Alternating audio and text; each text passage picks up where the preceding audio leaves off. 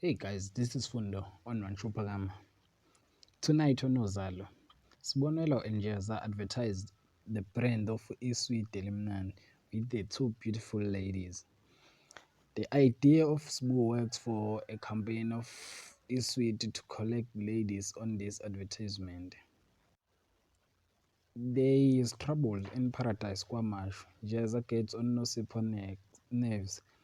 The church community discovered that the kettle and Pastor Gwala are going their separate ways, and Nyao has standoff with some delivery guys at the police station.